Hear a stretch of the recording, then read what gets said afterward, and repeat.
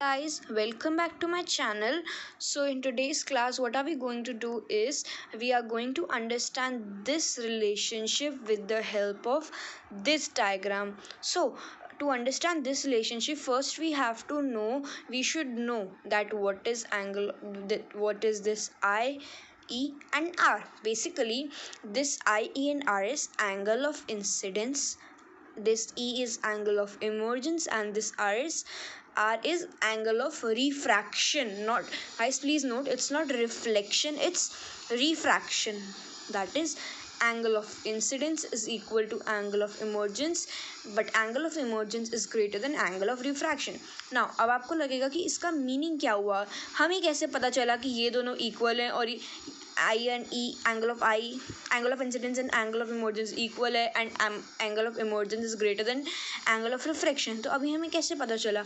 We are going to we are going to understand that from this diagram. So हमारा angle of incidence क्या होता है, जो कि normal और incident ray के बीच में होता है.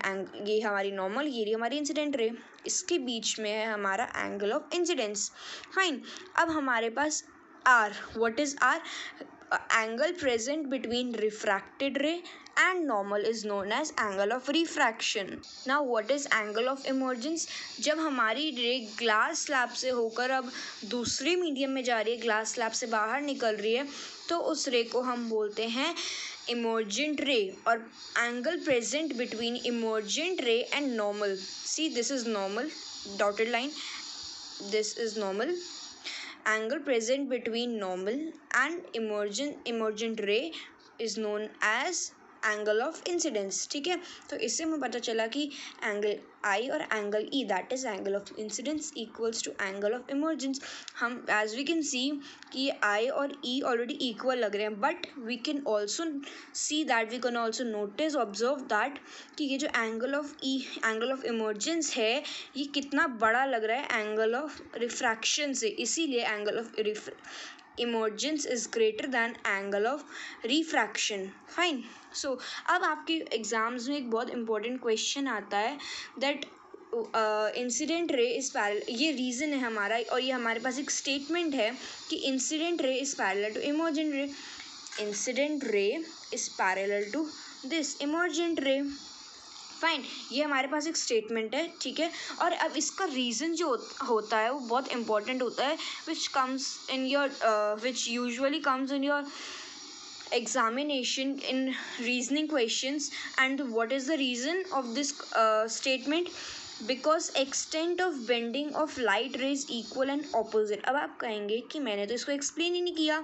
तो बेसिकली इसकी कोई एलुसिटेशन है ही नहीं, इसकी कोई एक्सप्लेनेशन है ही नहीं, और आपको सिर्फ इसकी रोट लर्निंग करनी है. ठीक है, और अगर क्वेश्चन आए कि say why incident ray and emergent ray are parallel, then we will write because incident ray and emergent ray are parallel because extent of bending of light ray is equal and opposite. Fine. अब next moving on, हमारे पास अब आता है Snell's law. Now what is Snell's law? It is the ratio of sine of incidence to the sine of refraction. Now understand, it is the ratio. जब कोई चीज़ें दोनों डिवाइड होती हैं तो जाहिर है, इट्स ऑब्वियस कि वो रेशियो है. So it is the ratio of sine of angle of incidence. It is the ratio, ये रेशियो ही है ना हमारे पास. It is the ratio of sine of angle of incidence to the sine of angle of refraction. It is a ratio of sine of angle of incidence to the sine of angle of refraction is a constant. अभी इन दोनों का ratio क्या है हमारे पास? Constant. Ignore this. इन दोनों का रेशियो क्या है हमारे पास? Constant. For the light of a given colour, light जो होती है वो गिवन, जो हमारा एक पर्टिकुलर कलर है उसकी होनी चाहिए. And for the given pair of media, मतलब अगर रेयरर दिया हुआ है तो रेयरर, डेंसर दिया हुआ है तो डेंसर. तो ये हमारी गिवन पेयर ऑफ लाइट और given colour of light and given pair of media, ये हमारी एक्सटर्नल कंडीशंस है. But what does this represent? What does this say? What does the Snell's law say? It says that, what is Snell's law? the ratio of sine of angle of incidence, ratio of sine of angle of incidence to the sine of angle of refraction is a constant for a given pair of media and for a given color of light. So this is all about Snell's law. Now moving ahead, our next topic is refractive index. Now what is refractive index? Listen it very carefully guys. Refractive index is the ratio of velocity of one medium, sorry, it is the ratio of velocity of light or air, we can say velocity of light in a vacuum or air. ठीक है guys, जो refractive index होता है ना वो air और vacuum का वो सेम ही होता है, तो अगर हम वैक्यूम बोले एयर बोले तो एक ही बात है, fine. The ratio of velocity of light in a vacuum to the velocity in a specified medium.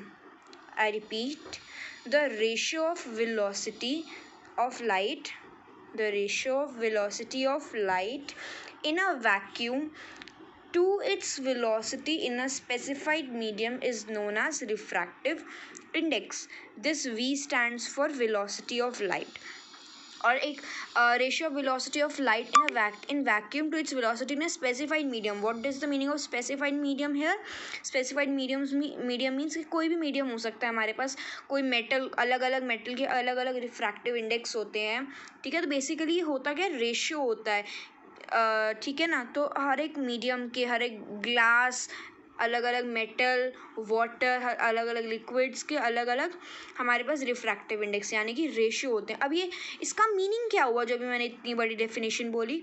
इसका मीनिंग ये हुआ कि अगर आपकी कोई लाइट रे, फॉर एग्जांपल हम अगर इसी डायग्राम से देखें तो हमारी जो लाइट रे है, फाइन, उसका इस फॉर एग्जांपल हम इसको ले लें एयर मीडियम में. अभी जो ये रेयर मीडियम है ये एयर है. ठीक है, तो लाइट की वेलोसिटी इन दिस एयर, ठीक है ना, और लाइट की velocity in this for example हम इसको वाटर मान लेते हैं. लाइट की वेलोसिटी इन एयर और लाइट की velocity in this water, light की speed in this air, light की स्पीड इन दिस वाटर, और इन दोनों का रेशियो अगर निकालें, इन दोनों को डिवाइड करने से उसका रेशियो निकलेगा ना. अगर हम इन दोनों की डिवाइड करें तब निकलता है हमारा रिफ्रैक्टिव इंडेक्स. बेसिकली ये कंपैरिजन होता है कि लाइट की जो स्पीड है वो इस मीडियम में या फिर वैक्यूम या एयर में, और दूसरा जो मीडियम है, उन दोनों का कंपैरिजन होता है कि लाइट की स्पीड का कंपैरिजन होता है दोनों मीडियम्स में, तो वही होता है हमारा रिफ्रैक्टिव इंडेक्स. ठीक है, refractive index of second medium with respect to first medium. अब रिफ्रैक्टिव इंडेक्स का फॉर्मूला क्या होता है? Refractive index of second medium, अगर हम इसी डायग्राम को हमारा माने समझने के लिए वे, तो refractive index of this second medium with respect to first medium, this is second medium, this denser medium is second medium and this rarer is first medium. Refractive index of second medium with respect to first medium, ठीक है, तो V1 upon V2, ठीक है, V1 upon V2, V means velocity of light. अब refractive index of glass with respect to air. So what is the formula then? Velocity of light in air upon velocity of light in glass. अब इसी का reverse with, इसके अंदर हमें क्या था कि refractive index of medium, second medium with respect to first medium. अब इसी का reverse, refractive index of first medium with respect to second medium which is V2 upon V1. अब इसका जनरल फॉर्मूला, मतलब जो हमारा जनरल फॉर्मूला है, जो हमारा एब्सोल्यूट रिफ्रैक्टिव इंडेक्स है, जो हम हमेशा यूज़ करेंगे, वो क्या हुआ? Velocity of air, velocity of light in air और इन वैक्यूम. मैंने आपको बताया था कि एयर और वैक्यूम का रिफ्रैक्टिव इंडेक्स जो होता है वो लगभग सेम ही होता है. ठीक है ना, पॉइंट्स का कुछ डिफरेंस होता है, तो इसीलिए हम दोनों का रिफ्रैक्टिव इंडेक्स एक ही मानते हैं. सो हमारा जो नॉर्मल फार्मूला है, बेसिक फार्मूला है रिफ्रैक्टिव इंडेक्स का, in any medium is velocity of light in air or vacuum upon to that of velocity of light in any specified medium. So is refractive index को, इस refractive index of any medium को बोलते हैं absolute refractive index. अगर हमारा जितना ज़्यादा refractive index होगा उतनी ज़्यादा बेंडिंग होगी, जितना ज़्यादा हमारा रिफ्रैक्टिव इंडेक्स होगा उतनी ज़्यादा हमारी बेंडिंग होगी। फाइन। अब कोई एग्जाम्पल, फॉर एग्जाम्पल आइस का हमारा रिफ्रैक्टिव इंडेक्स है 1.31, ठीक है। अब हमने यहाँ पे किया, रिफ्रैक्टिव इंडेक्स हमें ऑलरेडी पता है 1.31 हमारा रिफ्रैक्टिव इंडेक्स है, और उसके बाद फिर हमने फॉर्मूला पुट किया। अब हमें आइस का रिफ्रैक्टिव इंडेक्स पता है, लेकिन हमें वेलोसिटी तो नहीं पता ना लाइट की आइस में कितनी है, तो इसलिए हमने यहाँ पुट किया इसको। दोबारा बताती हूँ, हमने इस 1.31 वैल्यू को वेलोसिटी ऑफ आइस वाली जगह पे क्यों पुट नहीं किया। हमने इसीलिए पुट नहीं किया क्योंकि ये वेलोसिटी ऑफ आइस क्या होता है, speed of light in ice. हमें स्पीड नहीं दे रखा है, हमें रेशियो दे रखा है। फाइन। हमें velocity of ice, velocity of light in ice, हमें मतलब स्पीड लाइट की आइस में दे नहीं रखी है, हमें रेशियो दे रखा है कि टू दैट ऑफ एयर कितनी है, इसीलिए हमने यहाँ पे पुट किया। और उसी के बाद फिर हमने बस वैल्यूज़ पुट की। हमें टेबल से, हमारी बुक में एक टेबल है ऑन पेज नंबर 175 जिसके अंदर हमें टेबल गिवन है, जिसके अंदर हमें वैल्यूज़ गिवन है अलग अलग मीडियम की, उनके रिफ्रैक्टिव इंडेक्सेस की। सो हमने वैल्यू पुट की वेलोसिटी ऑफ एयर, देन हमने सिंपल मल्टीप्लिकेशन डिवीजन, हमने सिंपल मैथमेटिक्स लगाई और हमने यहाँ पे हमारी वेलोसिटी ऑफ आइस पता लगा ली, that is 2.3 into 8 to the power 10 to the power 8। अब वैक्यूम में हमारी कितनी होती है, मैंने आपको बताया था कि इनमें बहुत थोड़ा डिफरेंस होता है, ठीक है।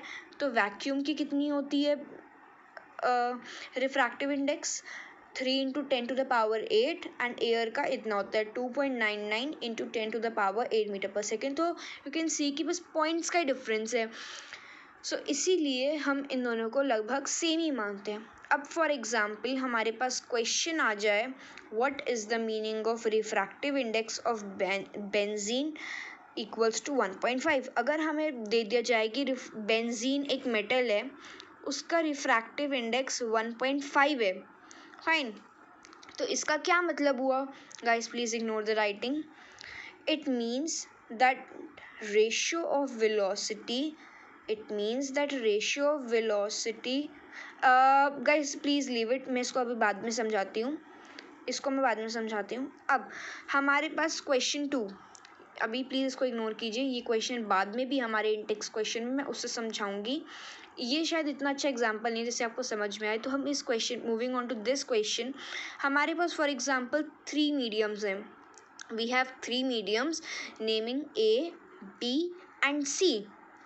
उसके अंदर हमें अलग अलग रिफ्रैक्टिव इंडेक्स दे रखा है, तो हमें बताना है कि सबसे ज़्यादा बेंडिंग किस में होगी। ये तो हमारा बीच का है 1.6, ठीक है, हम इसको तो इग्नोर ही करेंगे। हमें ए और बी में देखना है हाईएस्ट एंड लोएस्ट। मैंने आपको बताया था कि जितना ज़्यादा more of refractive index more of bending, जितना ज़्यादा रिफ्रैक्टिव इंडेक्स होगा उतनी ज़्यादा बेंडिंग होगी। इसका रिफ्रैक्टिव इंडेक्स सबसे ज़्यादा है तो इसीलिए हाईएस्ट बेंडिंग, इसका सबसे कम है इसलिए लोएस्ट बेंडिंग। अब हमारा जो रिफ्रैक्टिव इंडेक्स है उसके अंदर जो लाइट की स्पीड होगी, ठीक है ना। अब यहाँ पे लोएस्ट बेंडिंग है, कम बेंडिंग हो रही है, तो ज़्यादा लाइट की स्पीड होगी, और यहाँ पे लाइट की स्पीड बहुत कम होगी। Fine. So as I told you कि हमें वो जो बेंजीन वाला एग्जाम्पल था उसका क्या मतलब हुआ, तो अभी उसी जैसा क्वेश्चन एक ये है, हमें दे रखा है कि डायमंड का जो रिफ्रैक्टिव इंडेक्स है वो 2.42 है, ठीक है। अब इसका मीनिंग क्या हुआ, इसका मीनिंग ये हुआ ratio of velocity of light in air, it is the ratio of velocity of light in air to the velocity of light in diamond is 2.42। अब दोबारा से एक बार, हमें दे रखा है डायमंड का रिफ्रैक्टिव इंडेक्स 2.42। अभी इसका क्या मतलब है, इट मीन्स, मैंने यहाँ पे फॉर्मूला भी लिखा है ताकि आपको ज़्यादा अच्छे से समझ में आए। It means that the ratio of velocity of light in air, it is the ratio of velocity of light in air to that of light in diamond is 2.42. So that's all for today's class, guys. If you understood or if you found it helpful, then please share it with your friends, give it a like, and comment down below if you have any queries. Please subscribe to my channel, please support me, and please guys don't forget to watch my whisper challenge which is coming on Raksha Bandhan. So bye for today, bye.